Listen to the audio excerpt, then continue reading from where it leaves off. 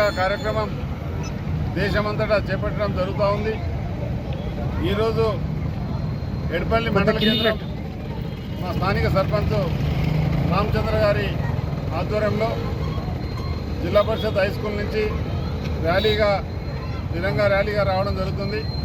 దీని యొక్క ఉద్దేశం జాతీయ జెండాను ప్రతి ఇంటి మీద జాతీయ జెండాను ఎగరేయాలని, నేటి తరం కోసం సుమారు 80 సంవత్సరాల కిందట ఏం జరిగింది, అంతకుముందు 200 సంవత్సరాల కిందట ఏం జరిగింది, బ్రిటిష్ వాళ్ళ పరిపాలన ఏ రకంగా చేశారు, బ్రిటిష్ వాళ్ళ నుంచి మనం స్వాతంత్రం ఏ రకంగా తీసుకున్నామో ఆ మహనీయులను, ఆ త్యాగమూర్తులను ఒకసారి స్మరించుకుంటూ ఎంతోమంది త్యాగమూర్తులు జీవితాలను అర్పించిన వారికి నివాళులు అర్పిస్తూ మన స్వాతంత్రం వచ్చిన సందర్భంగా ఈనాటి తరానికి ఆ విషయాలన్నీ తెలాలని ముఖ్యంగా ఇటువంటి కార్యక్రమాలు చేయడం జరుగుతుంది.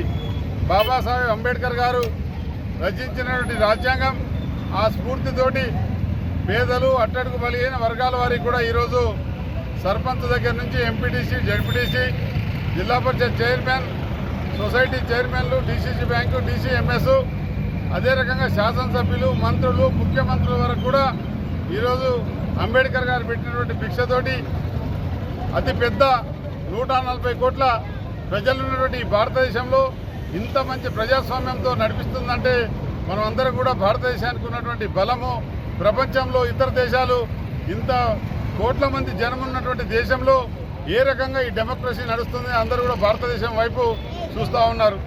రేపు ఆగస్టు 15న మనం ఎర్రకిల్లా మీద జెండా ఎగరేసుకునేటువంటి సందర్భంలో ముందుగా ప్రతి ఇంటి మీద ఘర్ ఘర్ తిరంగా ఎగరేయాలని ఈ సందేశాన్ని మనం ప్రతి ఒక్కరికి కూడా పంపుతా ఉన్నాం.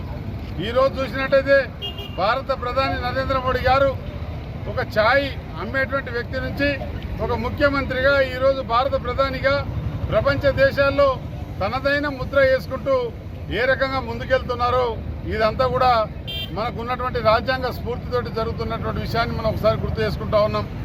అదేవిధంగా భారతదేశం వైపు ఈరోజు ప్రపంచ దేశాలని కూడా భారతదేశంలో పరిపాలన ఏ రకంగా జరుగుతుంది, అభివృద్ధి ఏ రకంగా జరుగుతుంది, భారతదేశం ఎట్లా ముందుకు దూసుకెళ్తుంది, వచ్చే కొన్ని సంవత్సరాల్లో విజన్ 2047 వరకు భారతదేశం 1 to 3 స్థానాల్లో ఉండేటువంటి అవకాశం ఉంది.